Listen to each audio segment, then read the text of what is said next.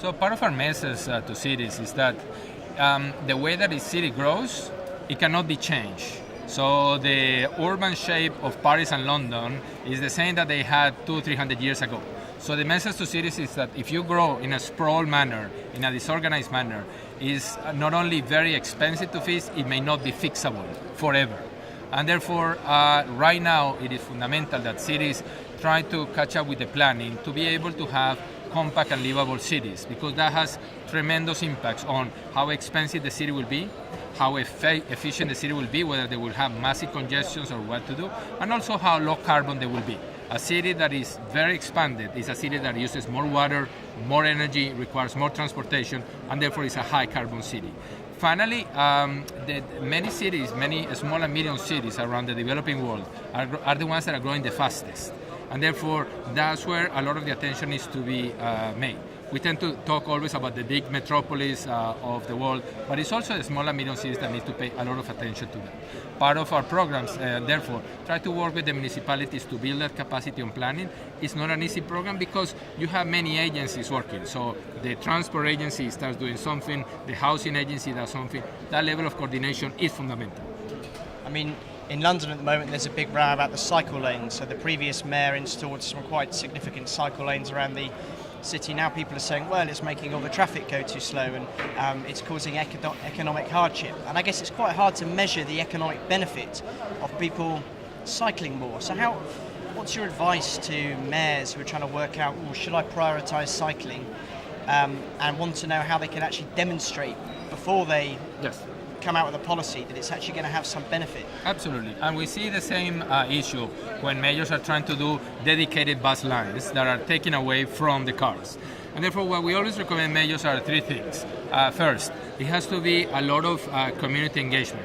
The population needs to know what are the benefits that are coming out of this process and why there's a serious commitment to move from single cars into other vehicle modes of transportation. Second, in terms of bike lanes, it is really trying to show the importance in areas such as improvement in air pollution, improvement of the health of the citizens, and actually improving the quality of life of the cities.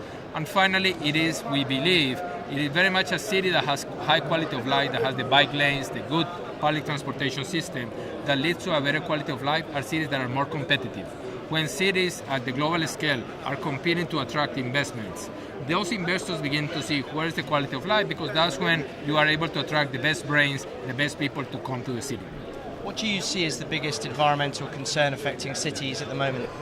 Well, it depends on country to country. We believe that right now issues such as congestion and livability becomes very complicated.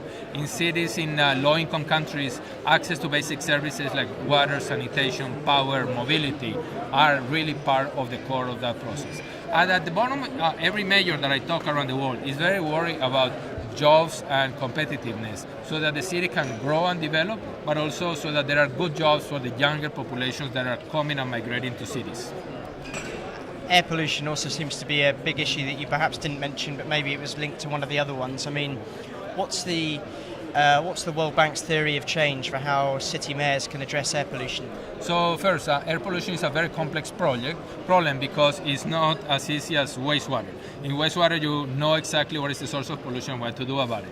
Air pollution depends on many factors. That is all the way from cars and the transportation sector, from dust of unpaved roads. It could be from burning of agricultural waste in areas. It's one that sometimes doesn't depend on the city, but it depends on the region or even across countries. So it is, because of that, it's a very multidimensional project, and therefore the recommendation is a lot of analysis to understand what are the sources. Second, a mobilization of the entire society to say we need to do something about it. And third, very prioritized investment, because you can start putting money on certain things that may not give you the best benefit. Understanding what are the first actions with the greatest impact make a big difference. Just finally, in terms of keeping cities moving, it strikes me there's sometimes a conflict with government policy, because the car industries are very important around the world, very important in the UK, and yet people are talking about we need to get cars out of our city centres. How do you square that? Well, part of the process is that it is very natural to have the aspiration of the middle class when you move up to own the car. That doesn't mean that you use the car every day for every trade that you make. Okay, so for example, in Japan, there's a high ownership of car, or in the city of Curitiba in Brazil has the highest ownership of cars in entire Brazil. However, they also have the highest proportion of trips done by public transport. So that people, yes, you have a car, and you use it for certain trips that are actually part of the quality of life and luxury, but when you're going from home to work and vice versa, then you need to have a public transport that is so good, so efficient, so clean, and so affordable that the use of the public transport versus a congested highway in a car becomes a very practical trade-off. So it's not either or. You can have a car, but a good public transport system that is attractive can help you make the decisions, which trips do I make to be able to do that, and which trips do I not. Finally, it's also an issue of culture and consumption. You may have a car, but you don't necessarily have to use the car to drive 3 blocks to the store to come back and that process. So it's also part of the culture and the behavioral change of citizens.